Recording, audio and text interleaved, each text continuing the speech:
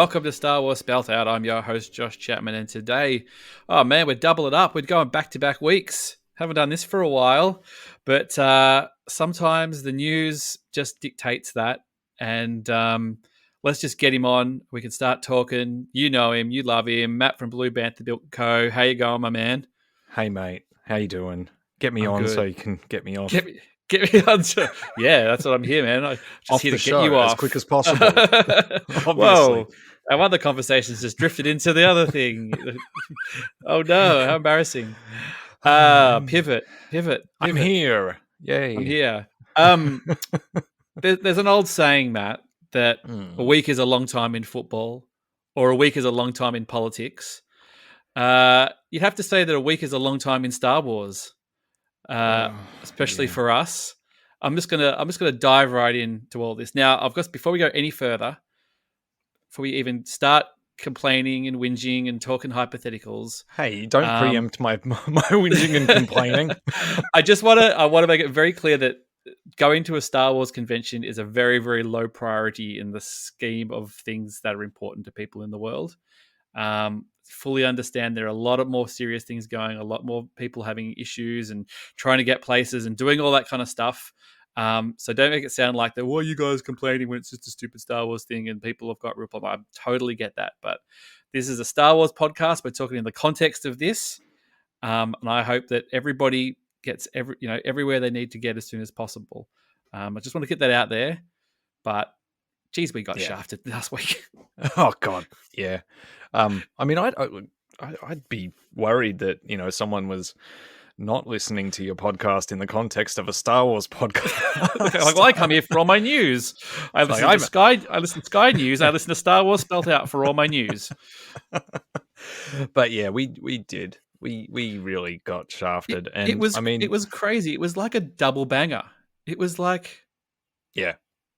But who at Reed Pop, would even think, you know what, we'd better check. We better check the Australian federal budget, just in case something's going to be announced in their federal budget that's going to mean that they can't easily get to Star Wars Celebration.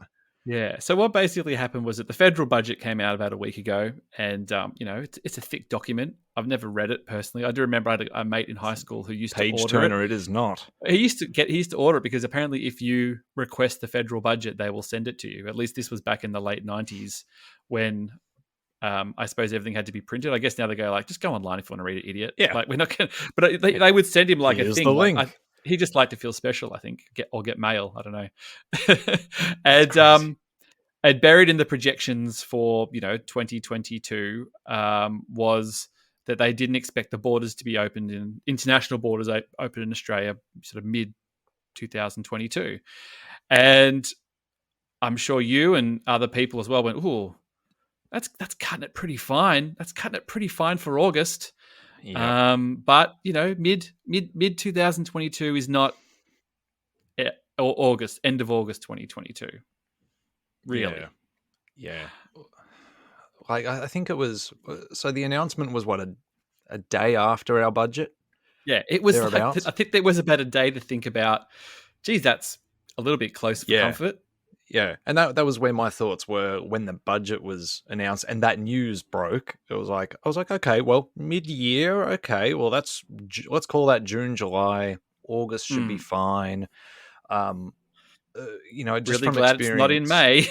Yeah, exactly. Yeah, really glad it's not in May. And from experience trying to book domestic flights at the moment, or recently, you could make the bookings. When they thought that it was going to be fine, where it was fair and reasonable, the airlines have been allowing bookings. But that whole sort of sense of like ease just disappeared.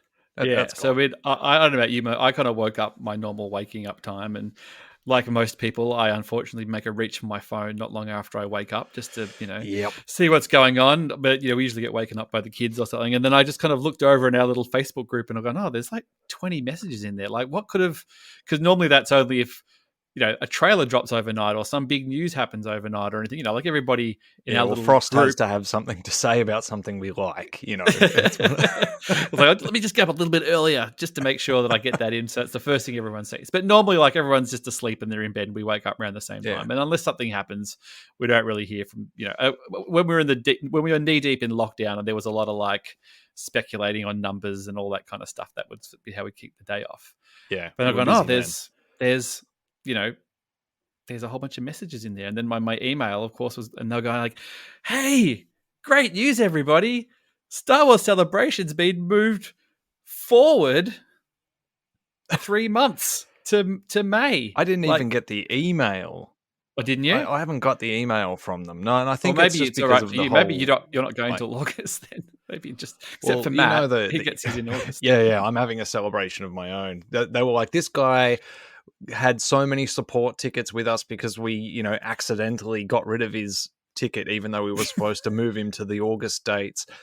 They were just like, you want those August dates so much? Well, here you go, mate. Yeah, here the you final go. insult. It'll be like 28 days later, just me inside the Anaheim Convention Center. Like you and Anthony camera Daniels. at the end. Yeah, just like, Anthony Daniels is like, you're the only one there. Like, he's like, hello. You're like, oh, Anthony, are you here as well? He's like, oh yeah. It's just like, oh well, at least I've got someone to talk to. And he's like, that'll be $100, please. $100. I'm gonna say $5,000. I gotta make up for the lack of everyone else. Everyone else here, yeah. Anthony don't play.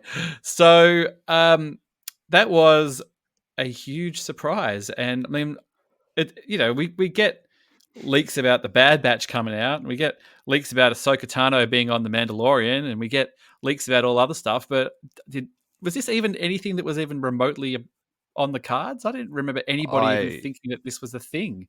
Yeah, it seemed like a shock to everyone. I mean, if I'd known about it earlier, I would have, I think, said something in the group. You would have woken up and there would have been like 50 messages, and it would have all been from me going, "This sucks. This sucks. This sucks." Another 47 times. Yeah, but not even rumblings of not even nothing. Even for weeks or even afterwards of going like, wow, they went to all the trouble to push it back 2 years, and even then it was like, oh my god, 2 years, it's a million miles away, and then oh thank god it's 2 years away so we can go. And then kind of yanking it back a little bit. So now we're just sort of in this weird. So the situation with our borders is essentially that we're locked out until something, we don't know exactly what, happens. So I was on the 3 Men and a Baby Yoda podcast the other day with the guys from that, and we sort of came up and I just sort of started talking about and just saying the frustrating thing for me is that I don't have a target. Like, I don't have well, if Australia gets to 80% vaccination rate, then everything's going to be cool and away we go. Or if the USA is at 80% vaccination rate, everything's cool and ready to go. So it's very vague. Well, about it's what ScoMo, exactly, isn't it? It's our prime minister. Like, what you and I are used to was the Victorian state lockdowns. Our government, our state government, communicating very clear, easy to understand targets. It's like, this will happen when we reach this number, not before. This not is exactly after. what you get. This is exactly what's going to happen at this date, at this time, and if it doesn't get there, then we have to reassess. So at the moment, it seems to be goals. Don't commit because you don't want to look bad, even though it already looks bad. But you don't want to look like you failed on something. So that the frustrating thing is now the commentary sort of coming out of the media the last couple of days has been people are just kind of like, well, how long is a piece of string, man? Like, we can't just wait around. It's got to be something. So the states are already sort of pushing on this. Some of the big businesses are pushing on this as well. They're going like, well, we can't just float around immediately forever. And like, we're never going to get rid of this thing completely. So we're going to have to live in a world where we can, if everyone's vaccinated, don't get me wrong, give everybody the vaccinations first. Of course. And let us roll. So the other issue that we have in Australia, obviously, is that even if we get vaccinated, but if everyone's not, we could be stuck in quarantine for 2 weeks. And personally, I can't be at our expense. At our expense. I can't be going on a little Star Wars trip for 2 weeks away from the kids and then coming back and going, hey, Kat, do you want to wait another 2 weeks while I sit in a hotel room while you look after them, being gone for a month? So, well, Worst case scenario. Let's talk about just the financial impact of all of this very quickly, because that's a very good point. I mean, best case scenario, if you were vaccinated, they might say, okay, well, you can do your 2-week quarantine at home. Cool. Yeah. Okay, but that also impacts everyone that you live with. It's not Yes. just that. It's not that simple. Worst case scenario is not only have they moved the dates, to what is it? It's Memorial Day weekend, so Mm. accommodation is over double the cost of what we were looking at for the 2020 dates Yep. from my estimates. And then if you have to do a mandated hotel quarantine, that I know because I just had a family member have to do it. It was $3,000 Mm. out of her own Australian. pocket. Australian. It was three So thousand about two and a half dollars. thousand dollars for people playing at home Yeah, in the United States. that is Um, that makes this a very, very expensive proposition. Let alone if the only way of getting there is by first going into New Zealand, because New Zealand, we can fly to New Zealand. We've got a travel bubble, mm, but that just puts your flight costs up again. yeah. So essentially, I mean, that's the realities of what we're looking at in the world we're living in right now. Um, Yeah, I guess the thing for my case, I know that there was a lot of deflation amongst our friends and things, and a lot of sort of like, oh, I don't think it's going to happen, all this kind of stuff like that. And I'm sort of standing in the corner, indignant, kind of going, "Hey man, it ain't over till it's over. I'm not giving up on this thing, but I can't be going through no, you know." yeah, Flight via New Zealand. I can't be going through dropping $3,000 on quarantine, no, I could probably not go through a home quarantine as well. So those are the kind of things that yeah, yeah, I think we'll have to consider before going through. But on the other hand, stuff can move pretty quickly. Things can change pretty quickly. And talking about our government is they like to under promise and then like to look like heroes when stuff actually happens. So yeah. it What's the old very saying? possible. Australian government under promise, half deliver. Yeah. I think that's kind of where they're at. Yeah. So we are all Yeah, supposed to be vaccinated. It's crazy that we live in a country with no cases and life is pretty much back to normal. And yet I'm like looking at Facebook at all my friends in England and USA, like, got my vaccination, bing, bing, yeah, got my ouchie, ouchie. I'm looking cool. Let's go. Let's get out and do stuff. And they're just getting on with it. And we're kind of going, well, we're in our little fortress here, which is great because it's safe and life is back to normal. But yeah. But is that a good enough excuse to not have your vaccination rollout well planned and thought out, and to have the stock and everything done? Like, that's part of the problem from what I've been reading, is that they haven't met vaccination targets. They haven't really set them. They haven't really got great plans to get this thing happening for the wider public yet. And so if you get rid of this international travel and all these things on the outside, on the periphery, that could cause cases to spread locally, well, then you don't have to worry about fixing the problem that you have at the start of the chain, which is well, the that's the thing. vaccination rollout. So that's kind of where it's at. It's like, well, we can't make our mistake look worse by amping up the Yeah. danger by having, this other thing coming in. And there Look are over flights coming there. in. Yeah. Look over there. Look over here. Yeah. So, I mean, personally, I'm gonna hold on until it's very clear that it's not going to happen. I'm gonna just go, all right, well, I mean, accommodation we'll have to suss out depending on how many people drop in, drop out of our little crew. If it looks like that it's better to just get a hotel because it's going to be more expensive, but it's going to be easier to cancel because I'm going to get a definite cancellation, and Yeah. then work with that. Then I'll work with that. I've got to work that out. We'll work that out once we know exactly who's coming and who's going. But yeah, I mean, it'll probably be after Christmas in the new year where it looks like if we're no closer, if we get to the end of the Yeah. year and when everyone's got their jabs like they said that they will, it'll be a different story. I think where they'll go, well, actually, I think it's okay. I think we can do this thing. But I wasn't really expecting this race against time. It's a very slow race against time, but it's a race against time. Yeah. Like, look, I'll walk you through. I'll walk you through sort of where everything has happened with me, because like as and look, so I don't want to bring the tone down or anything like that any more than I normally do, but um, in my personal life, some things happened recently. Yes. Like, so I've for context, everyone, there's been a lot of death in my family lately, and not COVID related. Through all of that, celebration has been this thing that I have just been sort of saying, I've got this to look forward to. You know, at least you're going to get a break then between dad dying, grandfather dying 2 weeks later. Work has been crazy.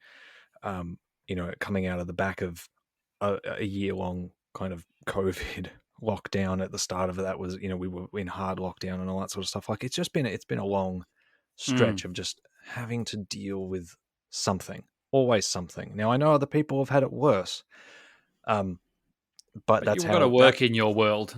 yeah, in my world, I haven't felt great, but that's been this sort of light at the end of the tunnel. And then it's come forward. The dates have come forward, and in kind of a moment there. Oh, on top of that, like, you know, income in our house, like we're on single income at the moment. You know, so like, there's that. We need to get a new car. There's all these things. There's all this stuff that's just kind of happening in one go. And in August, I could still budget for it, and that was the thing. Despite all of the things that I have to spend money on and all these other things, I work budgets very well. I had that spreadsheet open and I was like, I can afford it in August. I can't afford it any sooner than that. Like, it was just, I could just make it work. Land the plane, yeah. You know, and that would be if there was, you know, no mandatory hotel quarantine. But I thought, look, if I had to push it, I'd find a way for that. But geez, given what I mentioned earlier, like just the expense of Memorial Day weekend alone, that in and of itself, plus then having to bring all of that other expense forward, plane trips are going to be more expensive.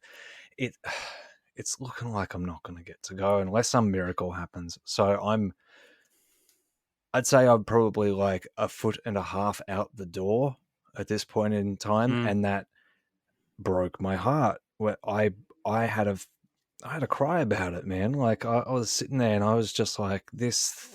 It just felt like the bubble had been burst, and yeah, like it'd just been.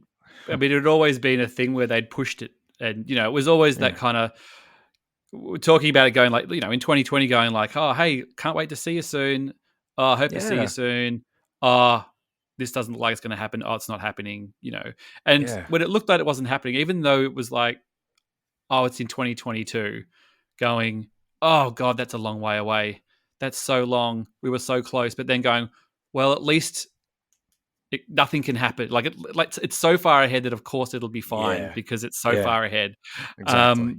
You know, like I certainly haven't had the year that you've had. And I don't sort of probably have the same pressures and things. So I'm in a different position where I'm just sort of indignantly saying it ain't over till it's over. I'm not giving up. And if I have to help, that would normally be me. Yeah, you know, but if I can, like, you know, if I can help anybody that I know to make it happen, if it's a difference of a few things, then I will do that. But I'm just kind of going, you know, because when's the cutoff? There's a full refund, no questions asked, end of June. Is that correct? For the celebration ticket, you mean? Yeah. Oh, yeah, so, something like that. It's like, so it's not far. No, but I guess like, I guess it's also that they still, I mean, assuming they have the light exchange system. Yeah, then you'd be able to get a second-hand ticket. You'd be able to get a second, or you can at least offload your ticket. Like, you know, if you give it up in June and then all of a sudden ScoMo comes out in October and goes, hey, you know what, everybody, I'm a miracle worker. Christmas, borders are open. Happy Christmas, everybody. I'm a genius. Yeah. You know, vote for me. Oh, we're calling a snap election as well. All right, everybody vote for me because I got the borders open by Christmas. You know, very possible. And then you go, oh, God damn it, I wish I had that ticket. And then I still had 4 months to try and move the posts and make things happen and, you know, do all those kind of things. So, I mean, that's kind of where I'm at, I suppose. But, you know, I've got sort of like I said, the family things. I can't be doing no 2-week quarantine, all that kind of thing. And I can't either. And we'll know that. Like, it's the writing's on the wall. It's still obviously, you know, 13 months away as it stands now, or a year away now. Yeah. If it gets to, you know, we get to October, November, and we're still sort of all dicking around looking at each other, it's going to be pretty clear that it's not going to happen. You know, and it's tough, but hopefully, worst case scenario, if it all turns out that we're sitting here and we don't get to go and we miss out and stuff, is that they're smart enough to go, all right, well, we're going to do it again next year straight away. Yeah. We're not going to take 2 years off. Yeah. And we'll do it in Japan or somewhere that's closer. Oh, probably not wouldn't that be Japan at the great? moment. Not Japan. No, not Japan. But they're going to have it at that yeah. big empty Olympic site that no one's going to use. I was chatting to Alice from Force Toast about the whole thing, and I think I don't want to speak for her, but I think they're kind of a half a foot out the door, not because they can't get there. Obviously, like proximity to them is a lot easier, but even the restrictions once you're at the event, at least what's been publicized at the moment, looks like it's going to be a very, very different type of event and a very different vibe. Like there's all this talk about like one-way queuing and one-way walkways and like limits on gatherings, like how many people can be, sort of congregating together and all that sort of stuff. If even a fraction of panels, yeah, like everybody come exactly. to Mandalorian season 3 panel or season 4 panel. We've got 10 tickets, everybody, for this thing. So you all get one row each. Oh, look, if I think even a little fraction of that's true, it's going to make the vibe. But it's all different. all circumstantial on what happens. You know, like I mean, like they've already had just after they dropped that, like a day after Biden's like, hey, if you got the jab, don't have to wear a mask, everybody. You're cool. Like, exactly. Things change quickly. So they have to basically put that stuff in and say, we can't announce that this date's changing, and we have to look as absolutely 100% prepared as possible. Yeah, watertight. So any question that anybody throws at us, we can say, no, we are going to have this. If it calls for it, we're going to have this, and this, and this. Because I'm assuming that they're going, hey, our vaccinations are rolling out. We're not going to escalate. We can only go lower. So we're basically planning for what we've got now. And then working towards going like, hey, if numbers are down, then we could potentially be just a normal event of what we're doing. But it's good. Don't get me wrong. Like, I mean, I love the way that they have planned as a more of a worst case scenario kind of event. Great. But I think for me, I'm looking at. Is there anything? So many things to factor in now. It's just like, okay, worst case scenario. If it's no better now than what it is, like the vibe might be a bit different. It'll cost an arm, and like there's just so many reasons for me to not be as positive as I normally would be. But it could be so cool. It could be. I know. Is New York Comic Con? That's on in like November or something, isn't it? I think so. Yeah, that'll be an interesting litmus test, actually, where they'll kind of see how that goes. And I think Reed Pop run all those big shows anyway, so it's probably a Reed Pop joint. So it'll be quite interesting to see how that kind of folds out, where they're kind of like, oh God, the queues were a disaster. People didn't wear their masks. They didn't do this. Or whether it was like, oh, it was fine. Everybody was cool. Or even if they go, by the time that rolls into November, they're just like, hey, everything's cool. Don't worry. Don't masks. Don't need to do this. The standard has been kind of been set by then. I mean, I'm assuming that I know nothing about Reed Pop, how they operate. The rationale for doing it is, I guess, the things that is the sort of funny bit. Well, I kind of go, how much of this is, I mean, a lot of people going like, oh, well, D23 is the next month. I didn't want to butt up against that. Yeah. Is it a marketing? Is it a like, shit? I mean, because it makes more sense.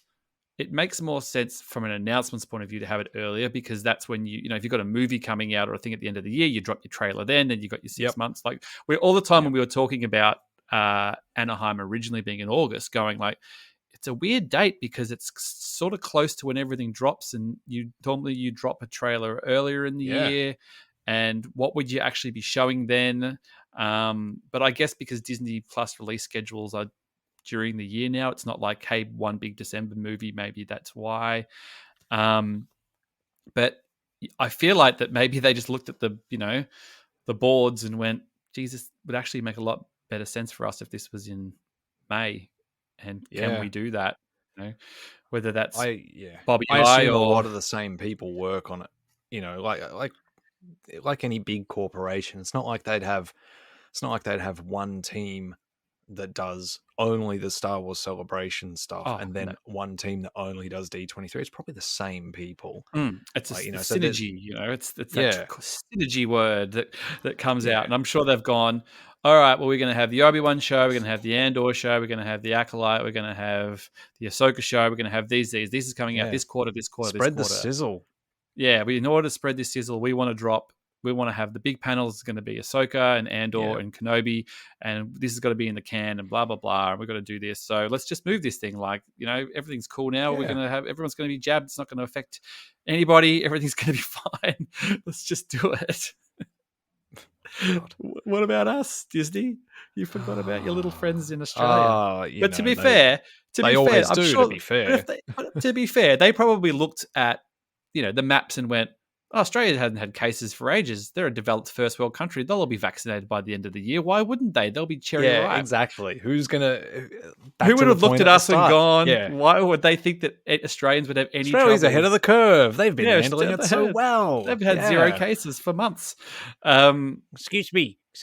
So who's looked at the federal budget? Why would we look at the federal budget, man?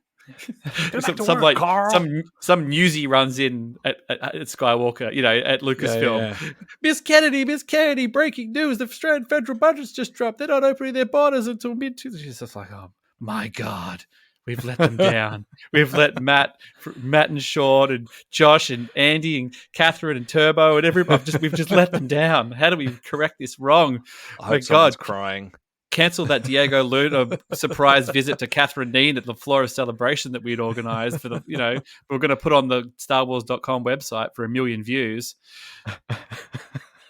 Sorry, Catherine. I know now that I brought that up. She's got. I know. Imagine if that turned up. Could you imagine? I can't even bring it up now that it turns out that no one told Diego, and he's standing at the thing going, "Catherine, hello, where is Catherine? I'm here to surprise her with a lovely bouquet and say thank you for your support." It's like someone's like, "Yeah, she got stuck through the border. She couldn't get through." He's like, "Oh my god." I'm sorry, Catherine. She's going to be so upset hearing this. I know. Sorry, but that's not going to happen. Don't worry. We're all going to get there, mate. Don't worry. So we'll just have to wait and see, I guess. How's the rest of your Star Wars life going? The Banthaverse is just, look at you guys getting some serious ink in the digital press. It's been fun. It's been fun and eye opening. That's for sure. Why do you guys hate episode 9 so much, guys? That's what I want to know. Okay, so context to that statement for everyone else, right? So Josh said we got some ink in the press. Yeah, so the AV Club did a write-up about our AI written episode 10. And of course, when someone like the AV Club picks it up, then all these smaller publications will pick up that story and they'll basically rehash that story. But it becomes that whispers game where, someone says something and then the next person says it. And then at the end, it becomes Purple Monkey Dishwasher. And that the thing that started getting rehashed after, I think maybe like the second article, was just this notion that was completely made up by whichever writer wrote the article. I can't even remember now because I was just like so put off by it. But that we'd made this episode 10 fan fiction because we hated episode 9 so much, like it was a response to it or something like that. Now this is how it's done. Yeah, and that's nonsense, right? Like there was no intention of any of that, and no one spoke to us about that. I was going to say, did anybody? No one reached come to you guys directly at all? No. So when we released it, and we were like, look, let's try and get some press.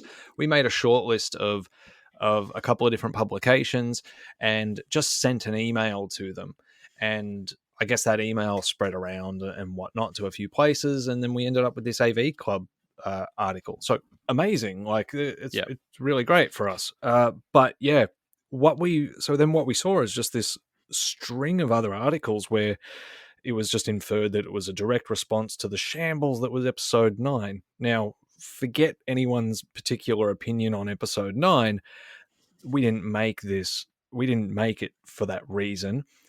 One article, though, in particular, said it like quite quite firmly that that was the reasoning behind it, and I called it out on Twitter. And so then I got a message from the guy, and he was just like, "Hey man, look, I'm sorry," and he basically said, paraphrasing here, that like whenever they talk about Star Wars, they have to say stuff like that because that's what gets views. Yeah, you've got to And fly the red flag.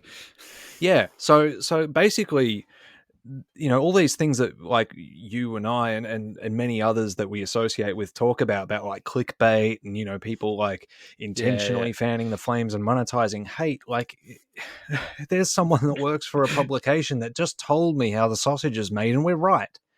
You know, like then some weeks later, you know, Rewriting Ripley comes out and starts talking about monetizing hate and all this sort of stuff on their pod and in their Medium article. And it's like, we've all been talking about this stuff.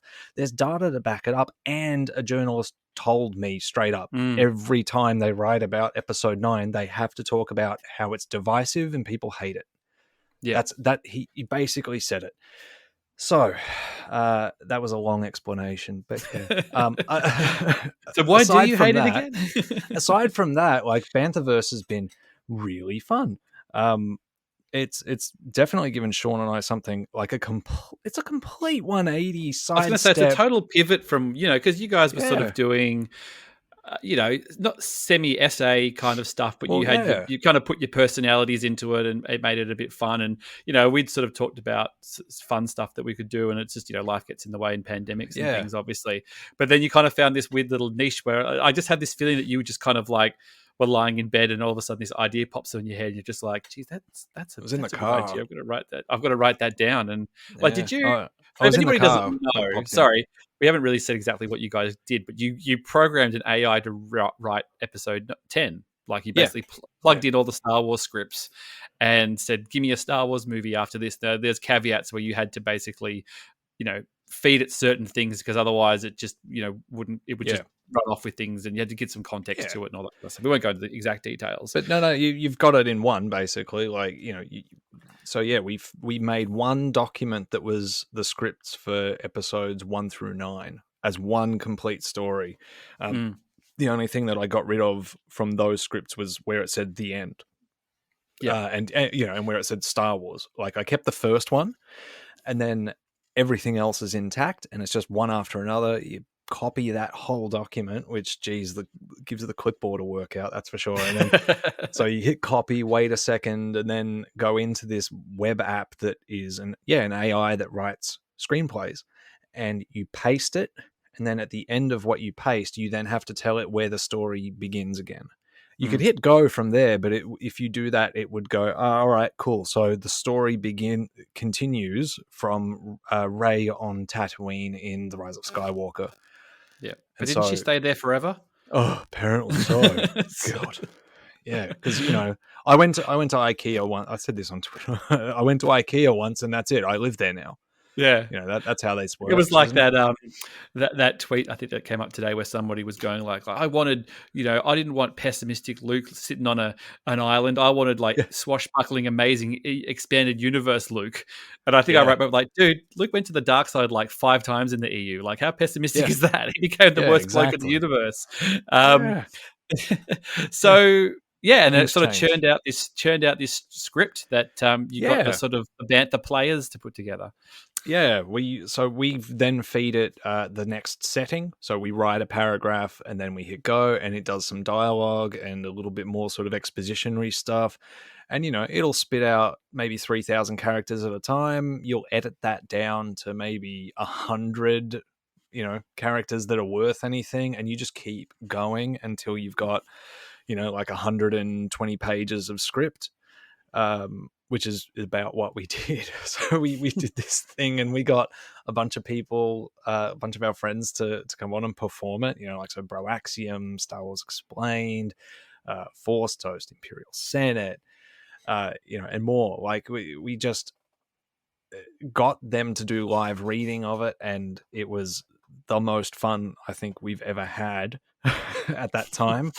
And you know, it's quite an investment to listen to, because obviously it's 2 2-hour streams. You know, there's Q&A at the end of each bit, as well that goes for about half an hour. So it's not quite 4 hours. It's about a 2.5 hour endeavor of actual story. It's Zack Snyder's Justice League long, mate. Basically, Yeah, but that's what the people want. They don't want less. They want more. They want the extended cuts. And then we did it again. So then we did Solo 2. We thought, oh, everyone wants to make Solo 2 happen, so we did. And that was like we learned heaps the second time around. And like I was just going to say, it feels like that once you kind of know the tricks, you can actually streamline the process a little bit and kind of go, well, I don't need to waste time doing this and doing this. I'll just work within these parameters. Yeah, well, it's basically we went for a less is more, like with episode 10, it had so many characters and so many different things happening, and we just didn't shy away from any of it. So it's chaotic and it's frenetic. But I assume Solo 2 is just going off the Solo. Is just going off one script before it as well, isn't it? That's right. Yeah, one script, fewer characters. But it had an entirely separate, because I think there's two main kind of plot lines going through the Solo 2 story that we put out. There was a third, and we cut it out because it was like, look, this will end up being the same kind of length as what we did with episode 10. Release the Bantha cut, hard man. to follow.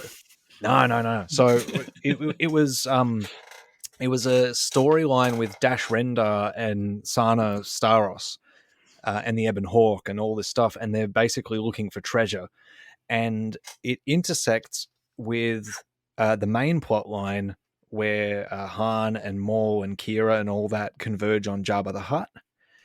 And then it was going to be the end fight battle thing was going to be all of the characters in this one thing. And so we just cut everything with Dash Render and Sana Staros and their hunt for treasure, which turns out to be Jabba's treasure. So we've got that in a document. It's just sitting there ready to go, and we can make another story with that.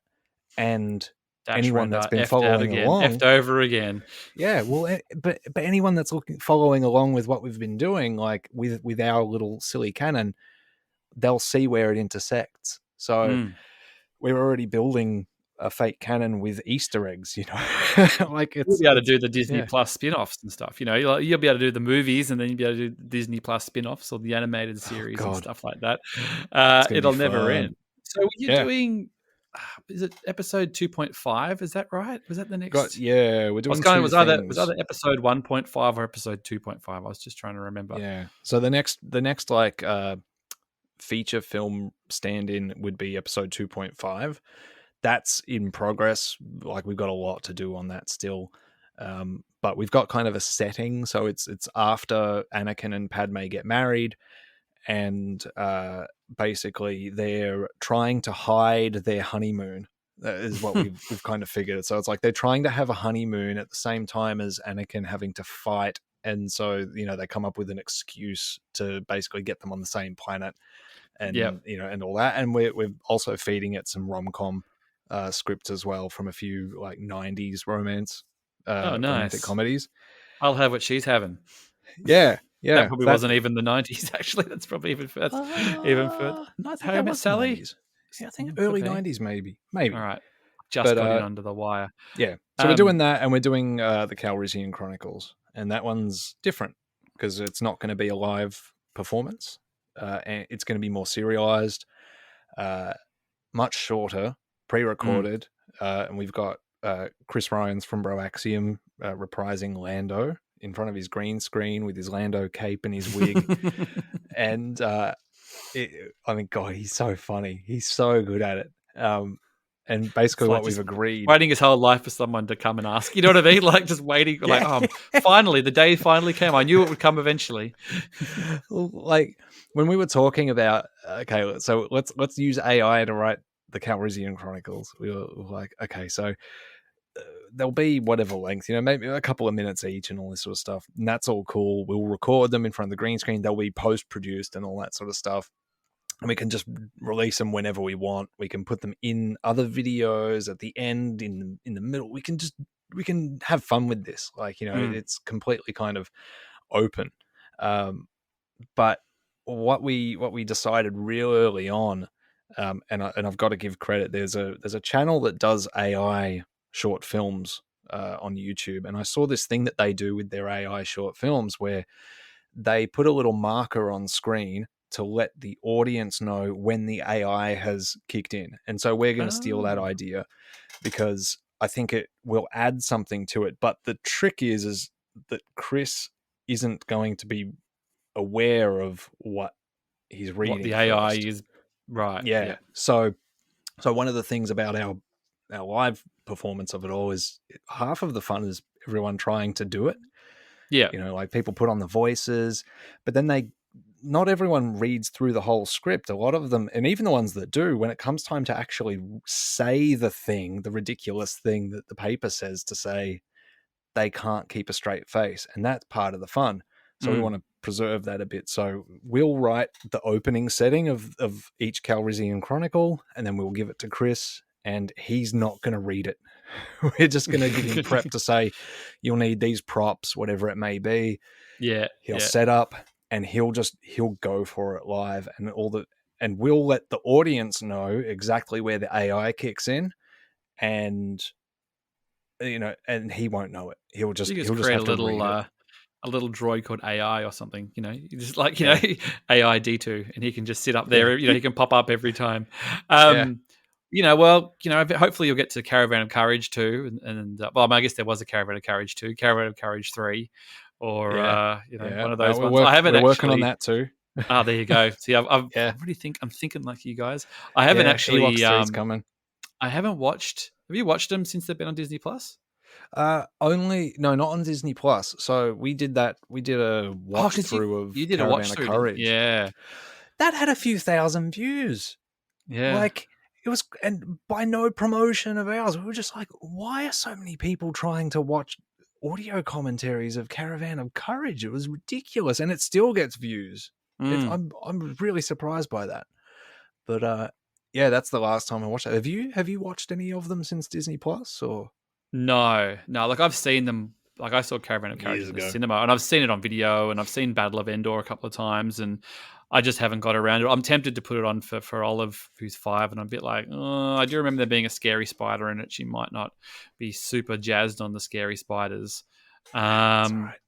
But I'll have to go back and have a look. I'll get to it. It's just sort of, I'm quite enjoying the Bad Batch at the moment, so that's actually been pretty good. So yeah, I'm surprised. I'm really surprised. Were you excited for the Bad Batch at all, or like? I was happy to have more stuff, but it wasn't like I was counting the days down or anything. And I thought they were fine in the Clone Wars, but it was, they were all pretty one dimensional. They were like, the A Team or the Ninja Turtles. They were like, there's the tough one, and there's the nerdy one, and there's the sassy one, and all that kind of stuff, and the leader one, and I'm liking this. It's just throwing up some stuff. And I kind of, when we spoke about it kind of going forward, I was kind of going, the stuff that really interests me is like what happens right after the war ends. What's going on? How does it relate to the clones, to everybody else? And when I was on the 3 Men and a Baby Yoda podcast, we sort of brought this up, and I just went, it's really weird that, like, I know for the story it makes more sense that like the war ended and straight away like the Empire just like, all right, time to crack heads. Not even reveling in the victory. Like, rather than go like the war's over, everybody can just take a breath. Like, he could have just kept running things, going, all right, Republic's back to normal. I'll be head of the Republic. You kind of felt like it would have been more when everybody wanted to be like, all right, well, you've been in charge for a while now. Think we'd like to have some elections and change, change some stuff around. I mean, maybe that'll come doesn't. That's why there's no ruling, no rest. Does not relent. It's just like, yep, cool, power, more, more. Now we need some enemies to fight so we can keep this thing going. Yeah. I'm surprised by I'm surprised by where the story, especially in the 3rd episode, the replacements, that was better than I thought. Got dark. Yeah, I just burned some people, set some people on fire. I was really enjoying that storyline. It did something that I've had issue with how The Mandalorian has handled certain episodes, like, particularly through season 2, where like you get these episodes that are only character based, but you don't feel like the plot moves forward. And I'm not going to use the F word to describe it, because obviously when you take a whole bunch of character episodes and then do something big with the plot with those characters at the end, well, then you feel for them because you've seen them experience all these little things, and I get that. Feel, not fill. Is that what you're trying to say, Yeah, mate? feel, not fill, Feel, not full. Hello not to fill, Omega out there. Full, hello. full. I'd like some But fish and chops, please, Hunter. like replacements of that episode of Bad Batch was a really great example of hitting both. Like you've got a character episode happening in one story and this smaller story, arguably, that is all about advancing the plot forward, and it's doing character work. It's just real. It was really well done. It's really telling two stories. Like, it's telling the big galaxy story, what's going on, and the small story at the same time. It's actually working really well. Like, it's sort of, I know when they kind of went, the rumor kind of came out when Corey and Noah dropped, going like, next thing's going to be Bad Batch, and everyone's a bit like, Bad Batch seems weird. Like, why would you do that? That seems kind of strange. And I remember kind of thinking, going like, well, it makes sense that they're doing another animated show straight off the back of this Clone Wars, because they've gone and spent this money rejigging Clone Wars and getting better rigs and animation, and they've getting the whole machine up to do 10 episodes. It's like, well, let's just make more stuff because it's all here, it's ready to go. And we can use the same models and everything. And then going, oh well, no, it's interesting because it is that, like, that straight after we don't have anything. We've got sort of nothing story wise there. It's quite fascinating, and everyone knows a lot of those characters and stuff anyway. So yeah, they've had Bad Batch in some form of development for a lot longer than they've had other properties. Like, I think they've had Bad Batch. I was listening to a live stream this morning with What the Force, and they were talking about the first announcement that the Bad Batch was coming back, and that was 5 years ago. Wow. That was a long time ago that there was an announcement that they were working on something with the Bad Batch. To get it from there to here doesn't surprise me. Now that like you factor that in, it's like, are you surprised that the story feels really, so far anyway, quite tight and cohesive? No, I'm not. It's like, well, how do you tell that story of what happens after the war involving clones, and how do you do it when it's about the clones but they've all gone bad? Well, you have a bunch of dudes who are there but they're not quite there, and they can observe, and then, you know what I mean, like, there can still be heroes or characters that you sympathize with. It's quite clever. Like, hats off Dave Filoni or whoever else is involved in that. So it's cool. It's good. Just nice having a Star Wars show. I kind of pop it on at halftime in the footy or something. If I'm watching the footy, or if the kids go to bed early, I can get it on and pop it on to something, half an hour, whatever it is. But I've been enjoying it. Like, I'll take it then not take it. And we just sort of roll on to the next sort of stage of stuff. All this Marvel stuff's dropping soon. Like, there's the Loki show, and then before you know it, we're going to have Book of Boba Fett. Like, it kind of end of the year, something will drop for that soon, I assume. Yeah, I'm thinking a trailer. Like, we're going to have some sort of a trailer, maybe, because like Bad Batch is 16 episodes. Yeah, I think. Yeah, so maybe by the time so that means finishes, it's still. Well, they've done 3, so if you're doing one a week, so that's only another 3 months of stuff, though. So that's it's going to overlap with Loki. Yeah, and I think Loki's moving to, is it Wednesday or Thursdays? Yeah, Loki's just cleared out of the way. Yeah. So Loki's going to be, I think they were calling it Loki Wednesdays or something like that on Twitter, and I just thought that was the release. They were going to do it on Wednesday release dates as well. But if that carries through, it'd be nice. So that'd be Loki Tuesdays for us then, I suppose. Loki Tuesday nights. No, Thursday, because we're ahead. Oh, if it's Loki Wednesday, yeah, you're right. But it could just be a social media thing. I don't know, but I just interpreted it as it was going to be dropping on Wednesdays. No, I think you're right. I hope it is. I mean, I don't know about you, but like Friday, my Apple TV just goes blah, blah, blah, blah, blah, blah, blah. And there's all these shows to watch on a Friday. And I'm like, okay. And then I get through them all. And then I've got like 6 days of I'm like, I couldn't help myself. I guess I'll go watch Netflix. But it's weird because it means you're kind of like, you're almost regressing back to appointment television. You know what I mean? Like, the whole thing of going like, hey, we moved past appointment television. We don't need no stupid appointment television anymore, where everybody, sits around and waits for Seinfeld to come out or whatever, or Lost or whatever it is. Yeah. And now we're kind of regressing back to that, but only in certain circumstances where, in the case of like the Bad Batch, and I suppose Loki and, WandaVision, Falcon Winter Soldier, the same. It's like, well, I've got to watch it now because otherwise some idiot's going to spoil it for me on the internet. And I enjoy that. I like having that weekly sort of show. But let's also be frank, like, not every single show needs to be released on Friday, right? No. You could pick another day. Anyone could just say, we'll do ours on Thursday. We'll do ours on what other days are there? There's 6 whole other days that you could pick and still have a weekly roll on. Like, like you could still do that. Well, I But think they all Disney pick Friday. eventually, sooner, Disney, Disney want to dominate. So eventually, we'll be in a world where they'll be like every day or every second day we'll be dropping something. Whether it's Marvel stuff or Star Wars stuff or whatever it is, or Frozen the animated series, or oh my god, Frozen the animated series. I'd never see the end. I'd never hear the end of it. We've just like why like No envy. Oliver's getting it slightly out of Frozen. But like Yep. Sloane, who's 2, is just like living Frozen fever. So she's just picked up the slack basically. And Kat's a bit worried because she dropped money to take Olive to that Frozen stage show for her birthday.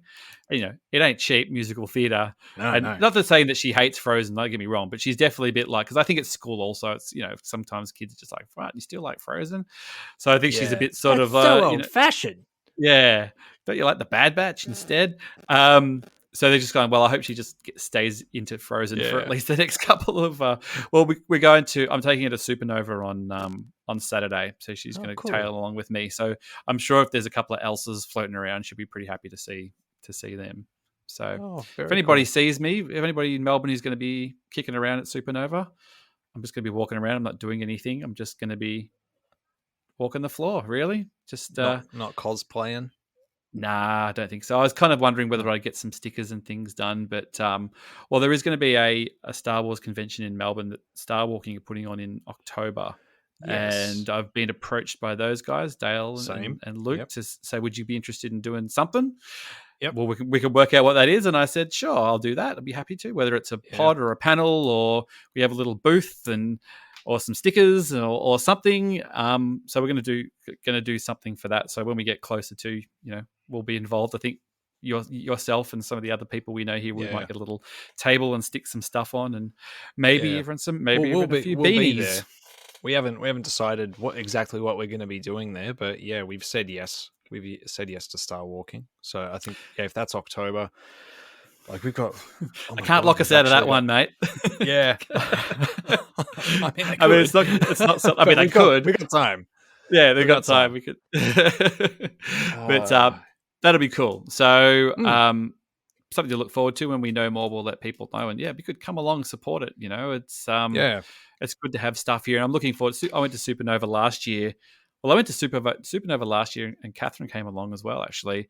And I think like a week later, everything's lockdown started. Like that was one of the very last things that happened there. It was. It was sort of March last year. So here we are a year and a bit later, and it's sort of just all steam ahead, really. Yeah.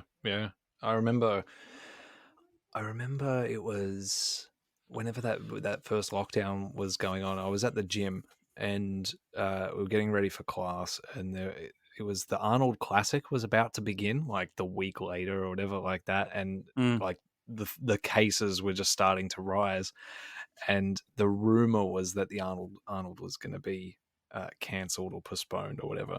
And I remember these guys at the gym going, "Oh, that's just so stupid. Why would they cancel it? It's just a flu, man. There's nothing wrong with this.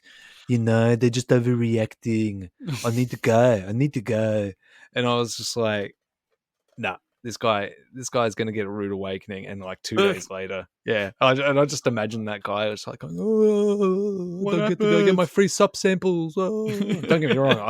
I love going to those things and getting free, like samples. That was one of my favorite things, but they don't even do that there anymore. You go there, you get hardly anything. You have to buy samples now. It's just crazy. Well, they shut the Grand Prix down, when they're all standing out the front. That was about a week after Supernova, and then they were supposed to be doing Soundwave at the showgrounds as well, where Supernova was. And my cousin was the the site manager for it, because he's in festival promotion, and they had built the stage. And then the day they built the stage, and then they got the call that My Chemical Romance wouldn't get on the plane. Yeah, and then they were like, "All right, everybody, shut it down. We got to pack the stage back down," and that was it. And he's like, "Yeah, we got it all up," and then we had to take the whole thing down, and that was that was that. So I know we are, rounding around back to where we started. Like, we complain about our predicaments and all that kind of stuff, but we are very lucky that we can go to a convention on Saturday and we can go to the footy and we can ride the train and go shopping and do things as well. But and as we said, in the scheme of things, we're just complaining about not being able to attend a convention with our friends. But as Matt said, we've needed things to look forward to, and these things are important to us. And we don't want them taken away if they don't have to be. So we're going to see where we end up.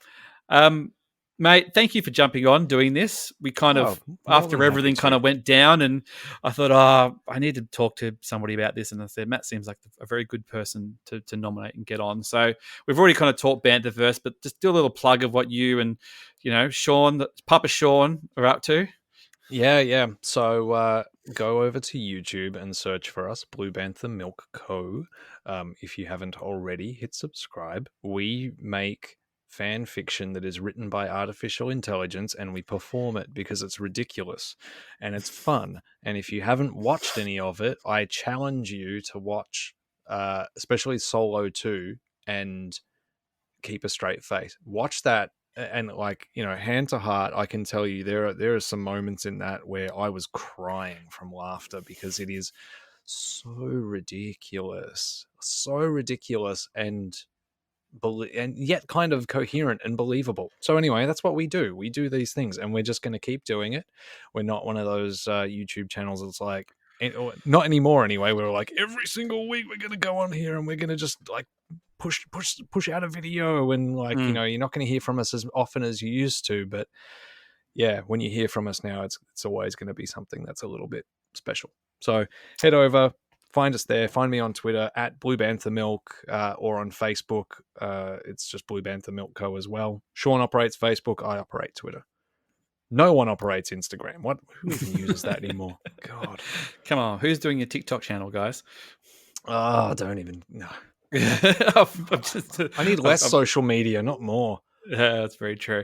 Awesome. Well, all our stuff's at StarWarsSpelled.com.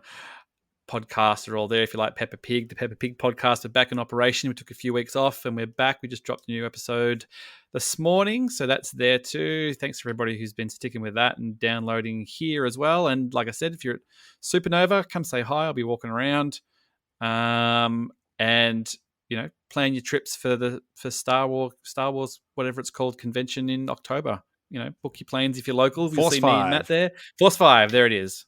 Yeah. Don't be those Australians that complain about not having things to do and then not going to the things that you can do.